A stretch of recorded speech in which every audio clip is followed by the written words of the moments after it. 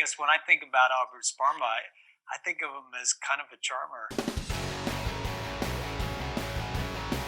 Jared, you're absolutely terrifying in this film, but so kind of subtly and with humour as well. He's such an interesting character. How much did you work with John in terms of the script obviously was rich with material, but in terms of bringing him to life and making him a real person to play, did you work quite closely with John in terms of how you would play him, both kind of physically and mentally, I guess? Yeah, absolutely. And thank you for pointing out uh, the humor part of it. I guess when I think about Albert Sparma, I think of him as kind of a charmer. But I guess I wasn't on the receiving end of whatever might seem scary or terrifying, but I never really felt that. I thought he was kind of a lovable guy, I guess. But John Lee Hancock, amazing director. We had met about a year before because I think I chased him down after I saw The Founder, which I thought was just a spectacular movie. Michael Keaton was just phenomenal. The direction, and it was just shot so incredibly, and I really wanted to work with him. But yeah, John Lee was the first line of defense. It's a character that has many nuances piled on top of each other, and John Lee was my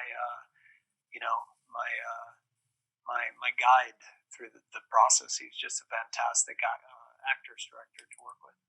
I didn't really model or think about other.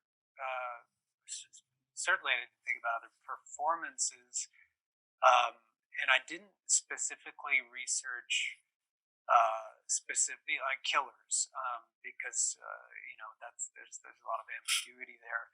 I did a lot of kind of just observing and watching, whether it was documentaries or looking at FBI transcripts, or kind of my fair share of reading. As Albert was a crime buff, but I really spent more time with thinking about him as a person. Like I was really curious about Albert Sparma, and what made him tick, and why he didn't fit in, why he couldn't connect with people, and why, and why again. And as Mr. Washington says, that's where you ask questions and you get more questions, and sometimes you find some answers, and that's the game. In terms of the physicality of the character as well, was that something that you worked with the hair and makeup department, in terms of what, and if you needed to add to your own features to give him certain characteristics? Yeah, we did quite a bit. I mean, different color eyes, had a different nose, we had some other prosthetics, different teeth, and of course there's like the walk and a talk, and John Lee Hancock was right there to be the kind of first line of defense. I think at one point I tried on we were looking for the very worst wig in all of Hollywood, and unfortunately we didn't find it, because I would avoid it. But if I could right now do a slideshow and show you what Sparma might have been, you guys would die, because I had these two wigs. One, I looked like Annie from the musical.